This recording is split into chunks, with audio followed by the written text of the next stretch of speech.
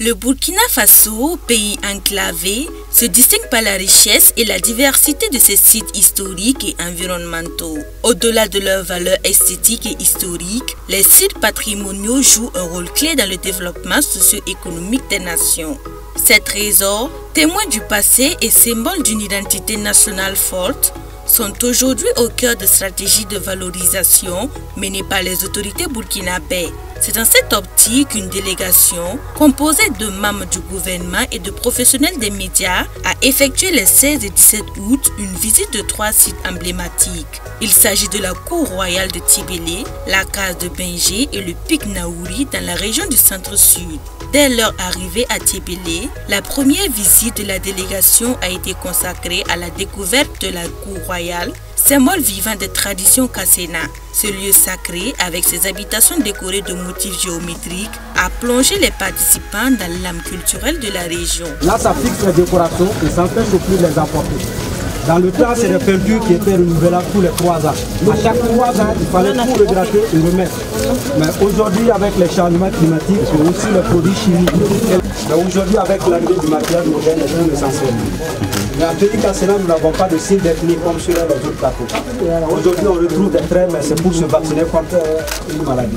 Et dans le temps, on avait des animaux féroces qui dévoraient les gens dans leurs concessions. Et avec ce petit muret, l'animal n'arrivait pas à faire un double saut. Et aussi, on avait eu des guerres tribales. L'ennemi qui envoyait une flèche, le mur retenait la flèche. Et quand l'ennemi finissait de flécher, s'il persistait pour entrer dans la case, il fallait aller jusqu'à 3 mouvements. S'accroupir, se redresser et enjamber avec la tête que tu envoies en premier lieu. Et là, le chat de famille peut vous couper facilement la tête.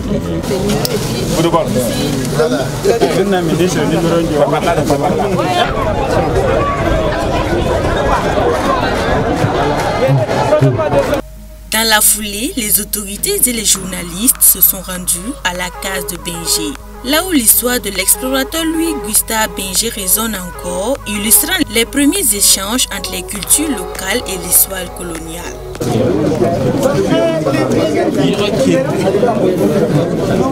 Les gens l'ont conseillé de venir ici pour s'habiter. Donc il est venu, il est resté ici, et ils ont pris soin de lui. Il a passé un bon moment.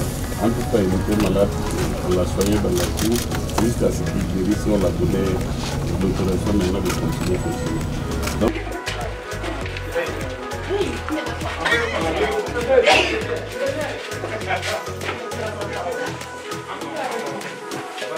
Voilà. Ici, les femmes écrasent le mil là pour faire la farine.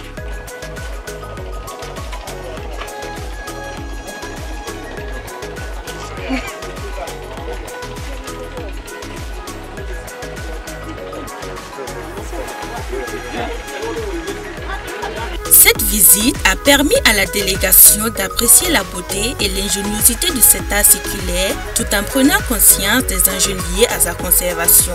Les échanges avec les chefs traditionnels ont mis en avant l'importance de la transmission des savoirs et des pratiques culturelles pour préserver l'identité des peuples Kassena.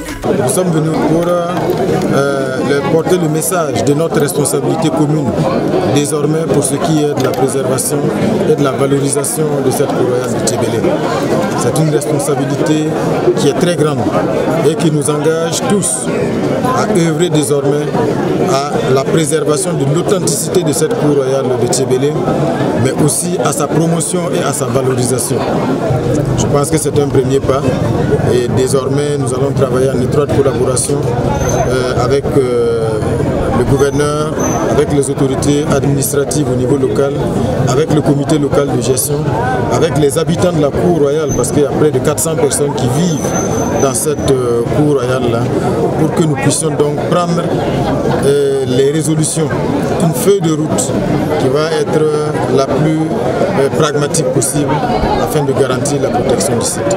Après cette première journée riche en découvertes culturelles et historiques, la délégation s'est tournée vers la nature pour clore cette immersion au cœur du patrimoine burkinabé. Le lendemain, 17 août, la délégation et les participants se sont lancés dans l'ascension du majestueux pic Naouri, culminant près de 447 mètres. Le pic offre une toute autre perspective sur les merveilles naturelles du pays. Ce sommet est un des plus hauts du Burkina Faso et offre une vue imprenable sur les environs.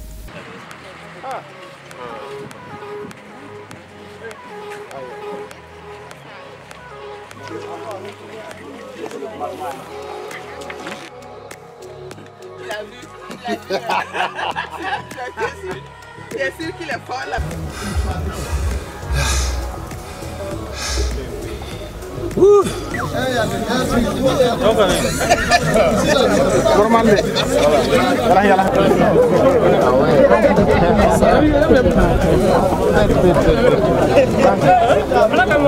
La montée, bien que physique, a été une expérience revitalisante pour les participants, leur permettant de se reconnecter avec la nature et d'apprécier la richesse et la biodiversité locale. Hier, je me demandais si j'allais pouvoir le faire. Et quand je me suis retrouvée au sommet, j'ai dit waouh, encore une victoire. Et donc une victoire à la fois, ça fait une satisfaction profonde personnelle. Et surtout de découvrir qu'on a des merveilles comme ça dans notre pays qui peuvent nous unir autour de nos différentes victoires et puis créer de l'espoir. Parce que je pense que c'est un peu ça que j'ai ressenti. L'élan pour monter et redescendre, il faut aller vraiment au sommet pour comprendre le bonheur. Non, j'invite les Burkinabés à venir. La gouverneure de la région a rappelé l'importance de ces visites pour la valorisation du patrimoine régional et a remercié la délégation pour leur intérêt et leur engagement envers la promotion des richesses culturelles et naturelles de la région. Pour elle, ces moments partagés renforcent non seulement l'identité culturelle du Burkina Faso, mais aussi les liens entre les acteurs locaux et internationaux en faveur du développement touristique. Il y a vraiment beaucoup de motifs de satisfaction parce que ça constitue une grande visibilité pour notre région. Également un message au reste du Burkina et du monde entier pour dire que la région du centre-sud regorge de beaucoup de sites touristiques et d'attraits touristiques et qui méritent d'être découverts par les Burkinabés et par les citoyens aussi de notre région. Et ça vient montrer que la région du centre-sud est dans une situation d'accalmie au plan sécuritaire et qu'il n'y a pas d'inquiétude à visiter la région du centre-sud. Au terme de ce séjour, le ministre de la Communication a dressé un bilan satisfaisant. Nous repartons pleinement satisfaits du séjour ici dans la région du centre-sud, qui est une région qui regorge d'immenses potentialités culturelles et touristiques qui ne demandent qu'à être découvertes. Et il n'y a pas que la région du centre-sud, pratiquement toutes les régions du Burkina Faso sont des destinations à ne pas manquer.